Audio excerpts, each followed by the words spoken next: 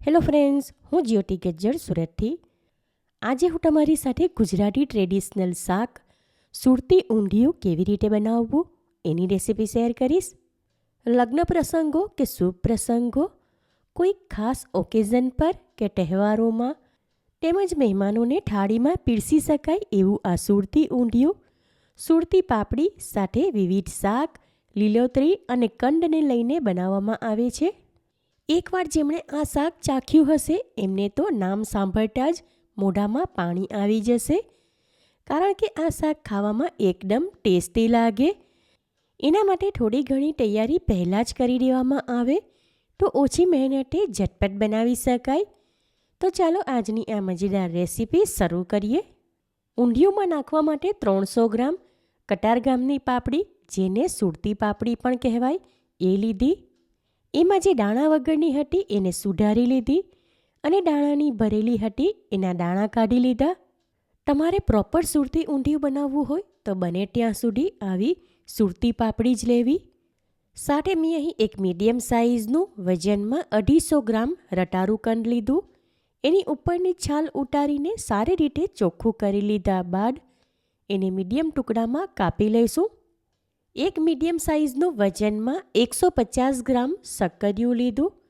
એની પણ ઉપરની છાલ ઉતારીને પાણી વડે ધોઈ લીધા બાદ મીડિયમ ટુકડામાં કાપી લઈશું. 4 નાની સાઇઝના વજનમાં આશરે 200 ગ્રામ જેટલા દેશી રીંગણા લીધા. એમાં મસાલો ભરવા માટે ડીચવાળો અડધો ભાગ કાપીને આજુબાજુનો વધારાનો ભાગ હટાવી દઈશું અને ઉપરની સાઈડે 2 કટ લગાવશું, એટલે વચ્ચે મસાલો ભરી શકાય. હવે પાપડી એક મોટા બાઉલમાં લઈને 5 કપ એમાં ફ્રેશ વટાણા ઉમેરું છું.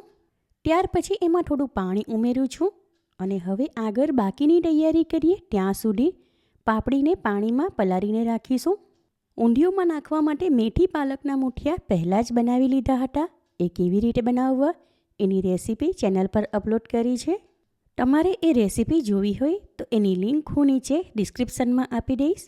ઊંધિયુંનો મસાલો કરવા માટે 1.5 ઇંચ જેટલો આદુનો ટુકડો કાપી લીધો.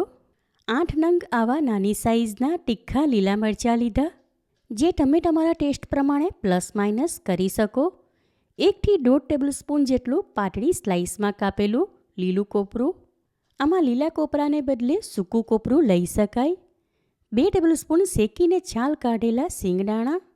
1 કપ કાપેલી કોથમીર લીધી. કોથમીરને સુધારીને પાણી વડે ધોઈ લીધા બાદ કાપી લીધી હતી. અને અડધો કપ જેટલું કાપેલું લીલું લસણ લીધું. લસણને સુધારીને ધોઈ લીધા બાદ આગળના કળીવાળા ભાગ સાથે જ કાપી લીધું, માટે આમાં સૂકા લસણની કળી નથી લીધી. હવે આગળના સ્ટેપમાં એક પ્રેશર કુકર લઈને સ્ટવ ઉપર ગરમ કરવા મૂકી દીધું. ત્યાં ગેસ ફ્લેમ લો ટુ મીડિયમની વચ્ચે રાખીને કુકરમાં 2 ટેબલસ્પૂન જેટલું તેલ લઉં છું. તેલ ગરમ થાય ત્યાર પછી એમાં 1 ટીસ્પૂન અજમો ઉમેરું છું. થોડી સેકન્ડ પછી એમાં 1/3 ટીસ્પૂન જેટલી હિંગ ઉમેરું છું. અને હવે થોડી સેકન્ડ પછી પાપડી ધોઈને ચાળણીમાં નીતારી લીધી હતી એ આમાં ઉમેરીને મિક્સ કરી લઈએ. પાપડીમાં વાયુનું પ્રમાણ વધારે હોય છે, એને સરળતાથી પચાવી શકાય એ માટે હિંગ અને અજમો નાખવો જરૂરી છે. આમાં 1/3 ટીસ્પૂન હળદર અને સ્વાદ પ્રમાણે 1/2 ટીસ્પૂન જેટલું મીઠું ઉમેરીને મિક્સ કરી લઈએ. આમાં થોડી વારે ટવેટો ફેરવીને પાપડી સાંતળી લઈએ.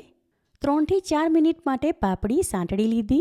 હવે આમાં 1 પ્લસ બીજો અડધો એમ ટોટલ 1.5 કપ પાણી ઉમેરું છું. હવે ગેસ ફ્લેમ બિલકુલ લો તરફ કરીને કુકર ઉપર એક ડીશ ઢાંકું છું. એમાં પણ અડધો કપ જેટલું પાણી આપું છું. આગળના સ્ટેપમાં મસાલો વાટવા માટે એક નાની સાઇઝનું મિક્સર જાર લીધું. એમાં સિંગદાણા, લીલું કોપરું, મરચાં અને આદુની ટુકડી લઈને બધું વાટી લઈએ. હવે એ જ મિક્સર જારમાં કાપેલું લીલું લસણ અને કાપેલી કોથમીર ઉમેરી બંનેને વાટી લઈએ. મસાલો તૈયાર છે તો એને મિક્સર જારમાંથી એક વાસણમાં કાઢી લઉં છું. હવે આ મસાલામાં 2 ટીસ્પૂન સફેદ તલ અને ટેસ્ટને બેલેન્સ કરવા 2 ટીસ્પૂન ખાંડ ઉમેરું છું, જે તમે તમારા ટેસ્ટ પ્રમાણે પ્લસ માઇનસ કરી શકો. આમાં 1 ટીસ્પૂન ભરીને કાશ્મીરી લાલ મરચું ઉમેરું છું, એટલે ઊંધિયુંનો કલર એકદમ મસ્ત દેખાય. સાથે 1/3 ટીસ્પૂન જેટલી હિંગ, અડધી ટીસ્પૂન ગરમ મસાલો, 1 ટીસ્પૂન ફૂલ ભરીને ધાણા જીરું પાવડર, અડધી ટીસ્પૂન હળદર, સ્વાદ પ્રમાણે 1 ટીસ્પૂન મીઠું અને 1 ટીસ્પૂન જેટલું તેલ ઉમેરું છું. મસાલો તૈયાર છે. હવે આગળના સ્ટેપમાં જે તેલમાં મૂઠિયા ફ્રાય કર્યા હતા એ જ તેલ અને કઢાઈ સ્ટવ ઉપર ચડાવી કઢાઈમાં તેલ ગરમ થઈ ગયું તો હવે એમાં રતાળુ કંદના ટુકડા ફ્રાય કરી લઈએ. ગેસ ફ્લેમ લોથી મીડિયમની વચ્ચે રાખીને કંદના ટુકડા ફ્રાય કરશું એટલે વચ્ચેથી કાચા ન રહે.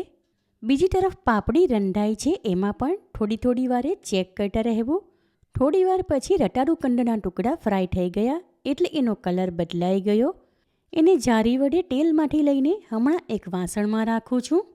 હવે આ જ તેલમાં શક્કરિયાના ટુકડા ફ્રાય કરી લઈએ. થોડી વાર પછી શક્કરિયાના ટુકડા ફ્રાય થઈ ગયા એટલે એની ઉપર હલકો ગોલ્ડન કલર આવી ગયો. એને પણ જાળી વડે તેલમાંથી લઈને રતાળુના ટુકડા સાથે વાસણમાં ભેગા કરું છું. રવૈયા ભરવા માટે રીંગણ સુધારી લીધા. એને પણ હલકા અમસ્ટા ફ્રાય કરી લઉં છું. થોડી વાર પછી રીંગણનો કલર બદલાઈ ગયો માટે એને પણ તેલમાંથી લઈને રતાળુ અને શક્કરિયા સાથે વાસણમાં રાખું છું. ફ્રાય કરેલા કંદ અને રીંગણ આ પરાઠમાં ભેગા કરીને હમણાં સાઈડમાં રાખું છું. અને આગળના સ્ટેપમાં ઊંધિયું માટે મસાલા ભેગા કરીને રાખ્યા હતા એ સારી રીતે મિક્સ કરી લઈએ. તૈયાર કરેલો મસાલો રવૈયા ફ્રાય કરી લીધા એમાં ભરું છું. રવૈયા ભરી લીધા તો હવે બાકીનો મસાલો આ પરાઠમાં લઉં છું. સાથે એમાં 10 નંગ કાજુના ફાડા અને 1 ટેબલસ્પૂન કિસમિસ ઉમેરીને મસાલો ફ્રાય કરેલા કંદ સાથે મિક્સ કરી લઈએ. સાથે આમાં મસાલો ભરેલા રવૈયા પણ મૂકી દઉં છું. આમાં 2 ટેબલસ્પૂન જેટલું તેલ નાખીને ફ્રાય કરેલા મેથી પાલકના મૂઠિયા પણ ઉમેરું છું. હવે આ બધું પાપડી કુકરમાં રંધાય છે એમાં ઉમેરી દઈએ. અહીં ઢાંકણમાં પાણી આપ્યું હતું એ બધું જ બળી ગયું અને આ ઢાંકણ કુકર ઉપરથી હટાવી દઉં છું. આમાં વટાણા અને પાપડી લગભગ 80% જેટલા રંધાઈ ગયા. હવે આ ટાઈમ પર મસાલો ભરેલા રીંગણા અને કંદ આ બધું જ આમાં ઉમેરી દઈએ. પરાઠમાં અડધો કપ જેટલું પાણી લઈને હલાવી લીધું હતું એ આમાં ઉમેરું છું. હમણાં આ શાકમાં જે પાણી દેખાય છે એ બધું જ એમાં સમાઈ જશે. આ ટાઈમ પર શાકમાંનું પાણી ટેસ્ટ કરી લઈએ એટલે મીઠું એડજસ્ટ કરી શકાય. શાકમાં મીઠું ઓછું લાગે છે માટે 5 ચમચી જેટલું ઉમેરીને મિક્સ કરી લઈએ. ત્યાર પછી પ્રેશર કુકર ઉપર ઢાંકણ લગાવી દઉં છું અને કુકરમાં 1 વિસલ આવે એટલે ગેસ ફ્લેમ ઓફ કરી દઈશું. ઊંધિયું પ્રેશર કૂક થઈ ગયું અને કુકર ઠંડુ થયું માટે એનું ઢાંકણ ખોલું છું. શાકમાં પાણી ઉમેર્યું હતું એ બધું જ એમાં સમાઈ ગયું. આમાં ઉપરથી 2 ટેબલસ્પૂન જેટલા ઝીણા કાપેલા કોથમીર અને લસણ નાખીને ગરમા ગરમ ઊંધિયું સર્વ કરું છું. સુપર ડેલિશિયસ ગરમા ગરમ સુરતી ઊંધિયું તૈયાર છે.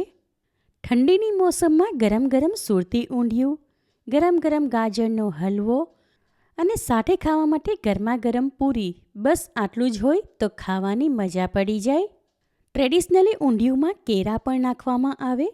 હું જ્યારે પણ કેળા નાખીને ઊંધિયું બનાવું ત્યારે મારો દીકરો બિલકુલ ન ખાય કારણ કે એને પસંદ નથી માટે મેં નથી નાખ્યા. તમારે આમાં નાખવા હોય તો જ્યારે ફ્રાય કરેલા કંદમાં મસાલા ભેગા કર્યા ત્યારે પાકા કેળાને છાલ સાથે જ કાપીને એના ટુકડા આમાં ભેગા કરી દેવા. આ દરેક શાક હમણાં સિઝનમાં અને સિઝનના શાકનો ટેસ્ટ જ અલગ હોય છે.